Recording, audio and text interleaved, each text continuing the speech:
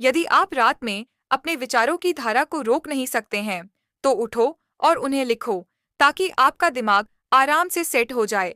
और आप इतने मोटे जीवन चक्र की तरह हैं, और समय आपका विरोधी खिलाड़ी है।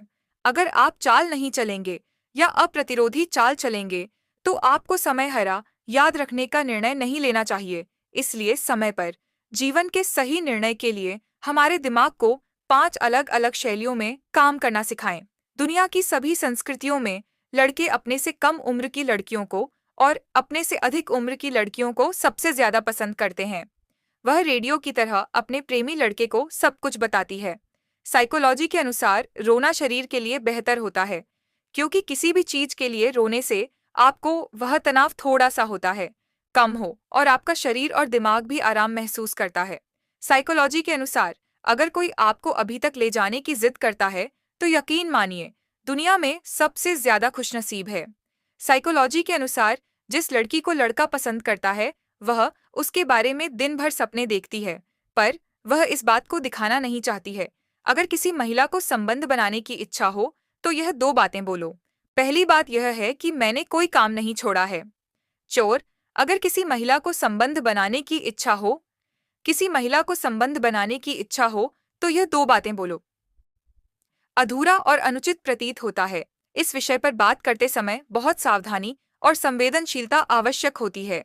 यदि आप संबंधों में मनोवैज्ञानिक संकेतों, सहमति और भावनाओं को बेहतर समझना चाहते हैं, तो कृपया स्पष्ट और सम्मानजनक भाषा का प्रयोग करें।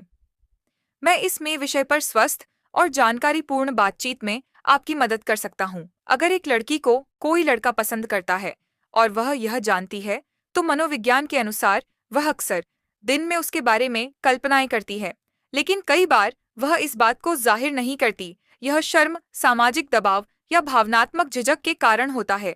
रोना शरीर के लिए क्यों अच्छा होता है? मनोविज्ञान साइकोलॉजी के अनुसार रोना तनाव को कम करने का एक प्राकृतिक तरीका है। आंसू के जरिए शरीर कॉर्टिसोल, तनाव हार्मोन, को बाहर निकालता है। इससे मन हल्का महसूस करता है और भावनात्मक राहत मिलती है। रोने के बाद अक्सर नींद अच्छी आती है और व्यक्ति शांत महसूस करता है। निष्कर्ष, रोना कमजोरी नहीं, बल्कि मानसिक सफाई और संतुलन का तरीका है। जब एक लड़की किसी लड़के को पसंद करती है, लड़कियां अपने जज्बातों को बहुत सहेज कर रखती हैं।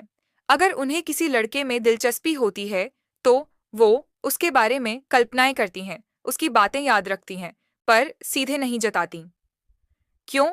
क्योंकि उन्हें लगता है कहीं उनकी भावनाओं का मजाक न बन जाए।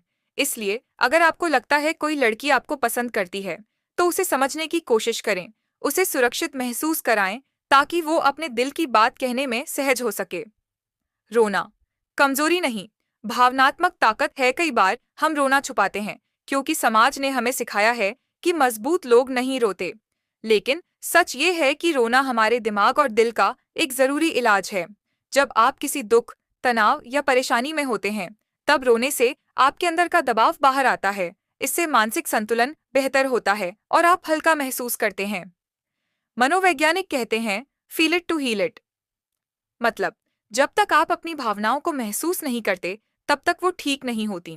अंत में एक बात हमेशा याद रखिए, इंसान के जज्बात नाजुक होते हैं और उन्हें संभालना एक कला है। मनोविज्ञान हमें सिर्फ दिमाग नहीं, दिल को भी समझना सिखाता है।